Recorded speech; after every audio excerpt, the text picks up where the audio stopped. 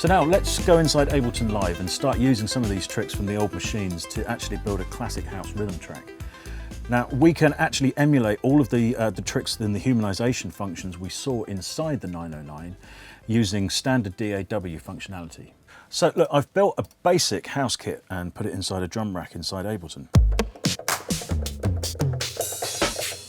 Now most of the sounds are from a 909, apart from the hi-hats. We're going to deal with them separately. Here I've just got some kind of standard house hi-hats. But there's one point I really want to make sonically. For me, the one sound in the 909 that has never really stood up to modern music is the 909 kick drum. Whilst its body, the body part of the sound is fantastic, it's never really quite had enough attack. So what I've done here for this house kit is welded on, we've done a cut or shut bass drum. It's effectively a modern attack portion welded onto a 909 body. This is the original 909, and this is the 909 that we're going to be using. And when I play that in the context of a simple house beat,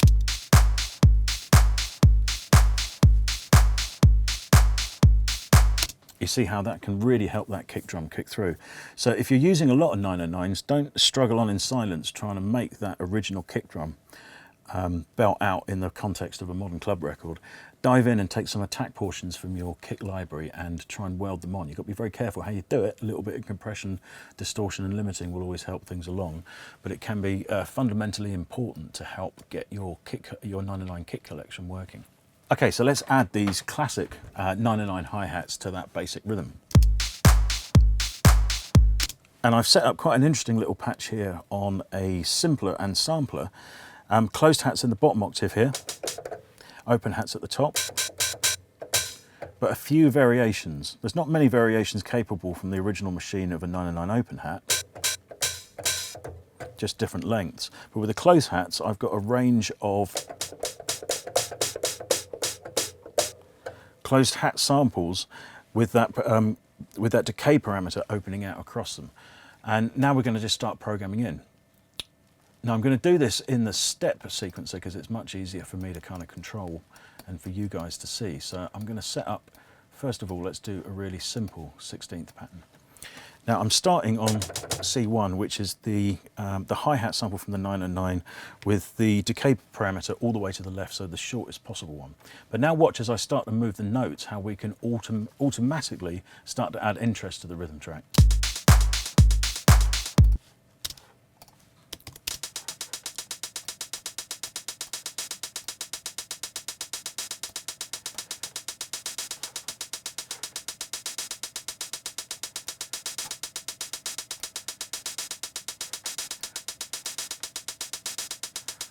And there we're emulating the opening and closing of that closed hat decay parameter. Now we can actually start playing with the accents, and this is the reason why I want to work in step mode for the moment, because it kind of puts in a standard velocity of about 97. By changing the velocity of the individual notes within this pattern, we can also add those volume accents. And here I'm going to just push up every one on the offbeat.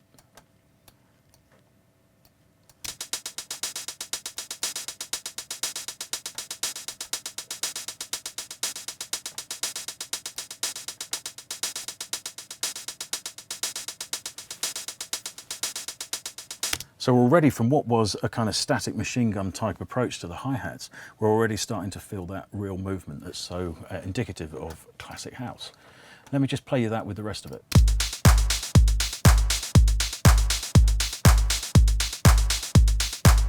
Now there's one thing we're missing, which is swing.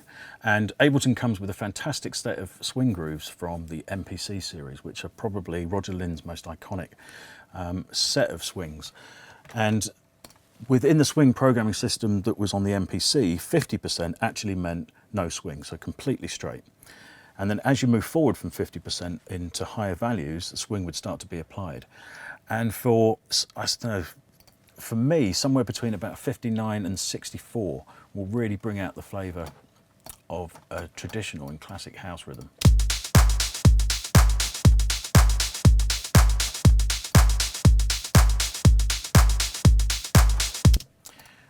Now, swing is a kind of almost mystical parameter sometimes, and even though it's been applied to this hi-hat pattern, it's applied as a template over the top, and currently we're not actually visually seeing it on the screen.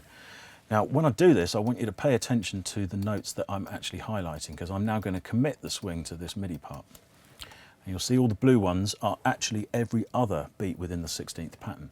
Now, when I hit commit, they've now all moved slightly to the right. They are slightly off grid, and that's exactly how 16th swing, the most common swing you're going to be using, works. Swing will only actually be applied to every other 16th note within a 1-bar section.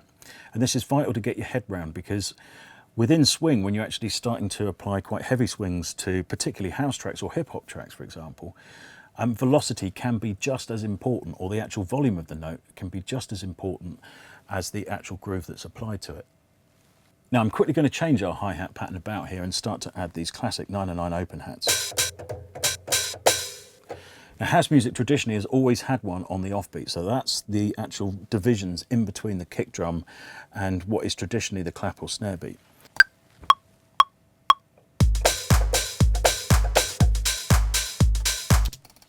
Let's quickly quantize them up. My playing isn't what it used to be. And we're already developing a classic house rhythm. Now, you have to remember, this is a direct copy from the rhythms that we use right at the tail end of disco. And you can even hear this on Michael Jackson records in his full disco era. But it's become this particular rhythm pattern with the hi-hats playing on every single offbeat has become totally synonymous with house.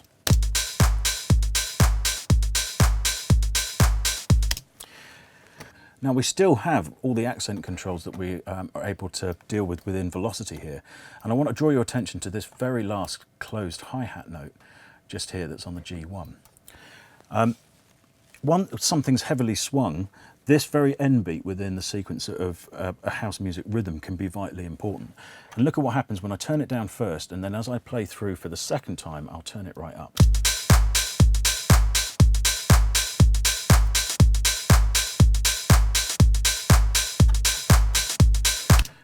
Now, often that one little subdivision, that last 16th within a bar, is where you can really generate the funk within your rhythm programming. And getting your head around that and the kind of combination of the actual notes and the volumes and the swing values that you're applying to it can be vital. I'm actually going to take this one out now. We're going to copy this hi-hat part across, and we're actually going to duplicate or use that beat within a snare drum sound. Okay, that's the sound I'm after. It's actually a snare drum that's been sampled via an SP1200. Now, the SP1200, as we mentioned before, was an early sampling drum machine that was used heavily by incredible producers like Todd Terry out of New York. And these almost hip-hop snares are perfect if you're trying to create a more jacking rhythm. So let me show you what we can do with this snare drum, particularly with that last 16th beat within the bar structure.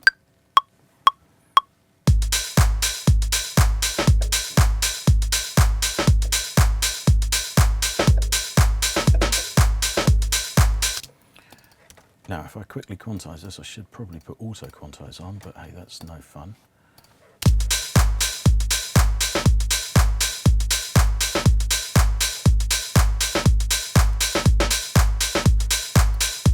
We're already starting to build up quite an interesting rhythm part. Now, one thing I do want to mention here, don't think that you have to stick to the same quantize for every single part. It's incredibly important, particularly when you're dealing with these, what I like to call edge beats, that you can actually switch up the quantize. So let's put this to 62%, whereas everything else is kind of set to about 59 or 60% swing.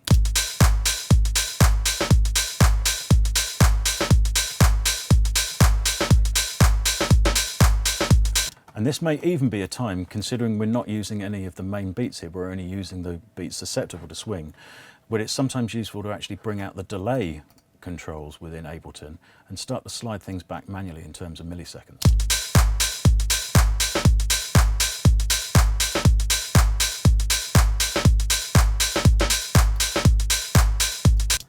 And as the saying goes, house is a feeling, so it's totally up to you where actually you start to set these parts up. But as I say, mucking around and learning how to control these quantize values and setting them up differently between your different parts can really set your rhythm track alight.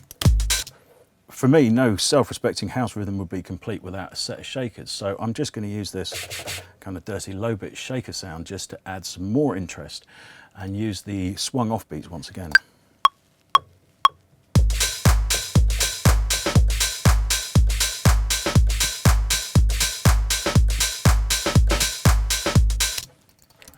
quantize that up and find a nice pocket for it.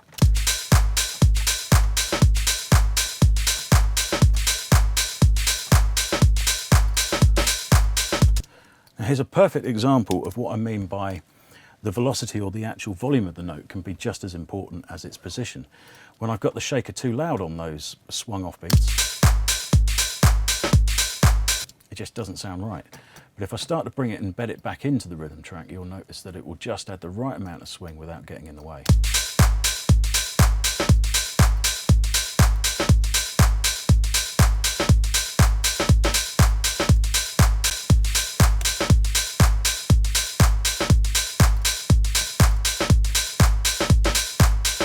And I'm just going to add one fast shaker that will probably set a different quantize to.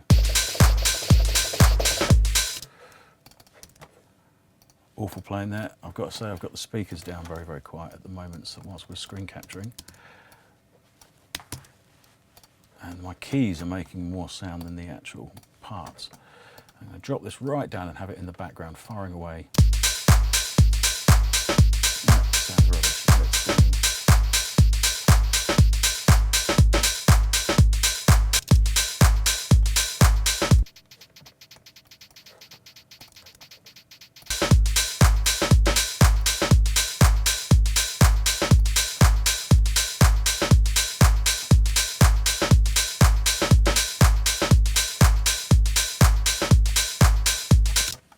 Okay, so we've got the basics of a rhythm track, but now let's use some of the traditional 909 sounds to add some real punctuation. The cymbal's always been a classic, and let me show you a quick pattern that's been used many times.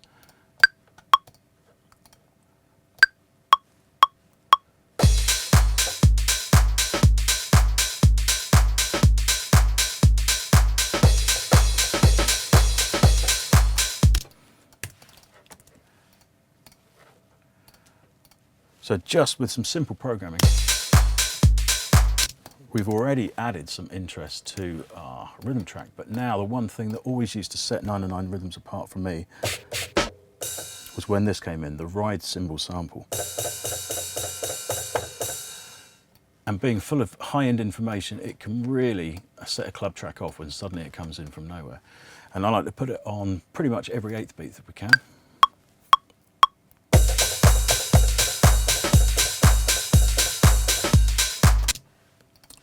Just quantize that and level it up a bit.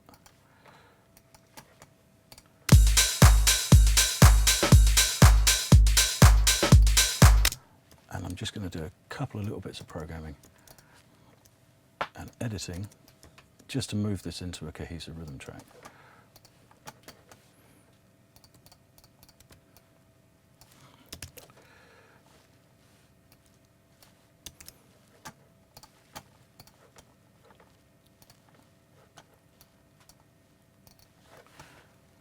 Now in this section here, I'm just going to remove all the kick drums.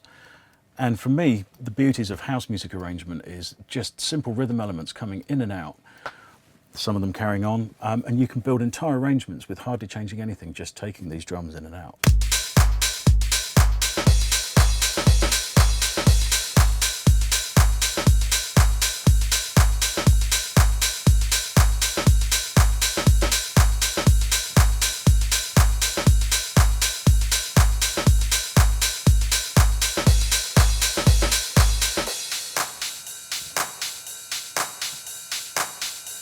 Now, if you're just starting to learn house music programming, I think one of the most important things that you can do is go and listen to a lot of classic and modern house, because there are rhythm patterns that are built up and have become synonymous with house, particularly for the musical parts, that are important for you to learn. And I'm going to use one of them here. It's actually playing a note once every 3 beats, and as that kind of crosses a bar length, you get a really interesting feel that you'll know from tons of recordings.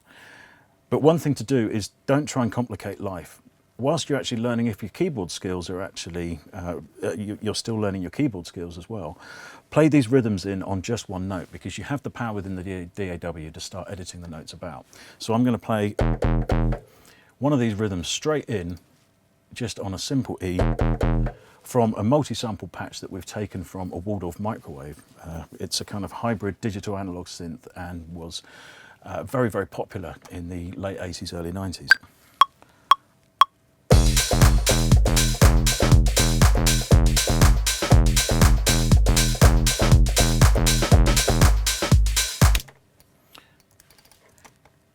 Now that's just a repeated single note once every 3 beats, but once you actually get that in and swung to one of the quantized grooves that you're using, as it's crossing the individual bar lines or the individual main rhythm points, you do get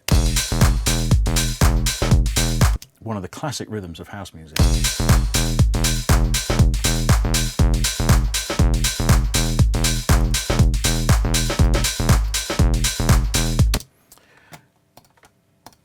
And the interplay between that particular kind of rhythm and other elements in between it, as well as all the shuffle parameters and all of the shuffle functions that you saw earlier on, are vital to get your head around. But once you've got a solid groove like this going, it's very easy to start adding some fun elements. And here I've got a kind of series of chopped up piano chords.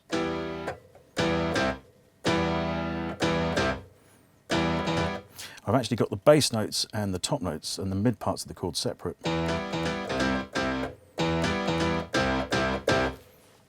And look how much fun we can have just throwing some of this stuff in.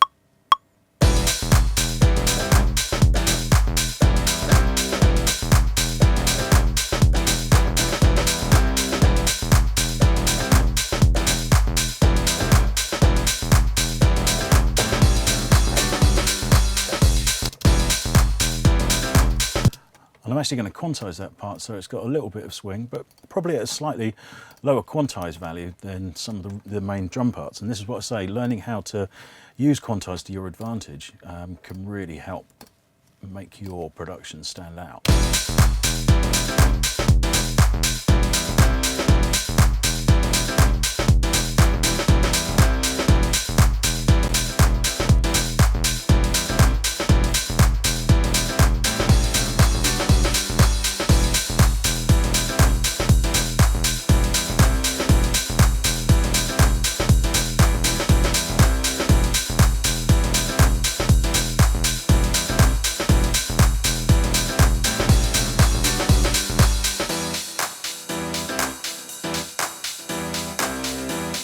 Great. Now, we've mentioned at the beginning of this, when we were talking about the history of house music, how the early forms of sampling really added a kind of new dimension and a very creative form of programming to people's productions. So I do encourage you to try and replicate that now, and it can be incredibly simple inside your DAW, because we've just got tons of sampling tools available to us. We can pretty much now take everything. But sometimes going back to a piece of hardware can really bring out your creative flow again. Now, just recently on eBay, I got hold of an old SP404 from the Roland Corporation. And for me, it's a perfect example of old school sampling technology just in a simple box. And you can see whoever had this really took it on the road an awful lot. It's completely battered. Kind of adds to the charm of it for me. But it's just basically a pad-based playback system that has a lo-fi and hi-fi stereo mode that you can also add your samples in on a memory card direct from a PC or a Mac. But the most fun is the immediacy of it and the controls, because you can start to add effects. So even a simple sound like that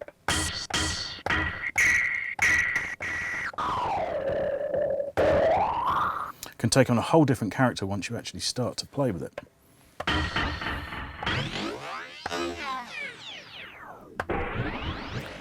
And because it's completely real time, and in fact you're having to actually use this a little bit of as an instrument, it will end up helping you create effects passes, potentially, that you'll never be able to achieve in software. And let me show you what I mean by this.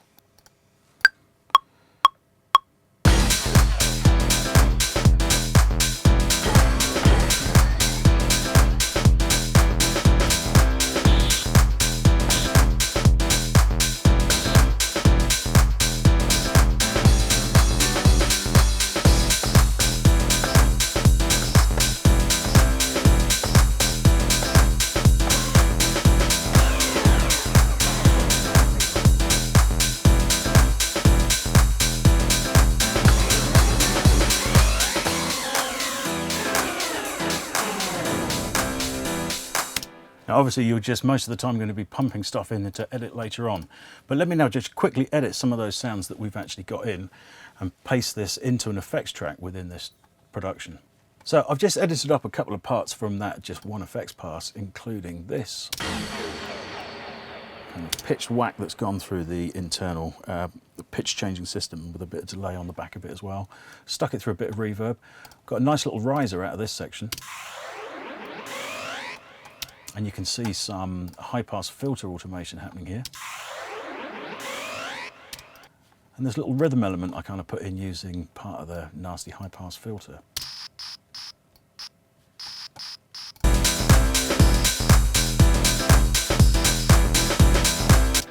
Now, obviously, in Ableton, you're able to quantize the audio, and all I've done is taken the transient points from the fronts of that little section and just quantize them to the same groove that I'm using within the rhythm track. So if you're playing in rhythm elements from a sample like this, it's quite easy to actually edit them back into the lockdown groove that you're using.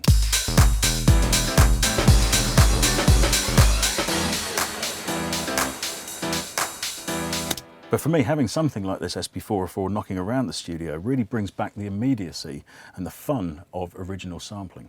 So I hope that's given you a nice little brief history of house music and shown you how you can take some of the tricks and techniques from the house pioneers, and particularly from the actual hardware that was around at the time, like the 909, and apply that into productions that kind of step between classic house and the more futuristic sound of house. Now, as I've said before, if you ask me, we're kind of almost in the middle of the second coming of house music. And I've noticed that a lot of producers that were working inside of EDM are now starting to turn their attention to this. And I think it's really important that you know where all the history came from, why it's so important, and why for 30 years dance floors have been packed to the sound of house music. And if you're just starting to get into house production, try and investigate all the things that we've shown you here, because it really is fascinating how this all occurs and how taking the tricks from the past can really help your future productions.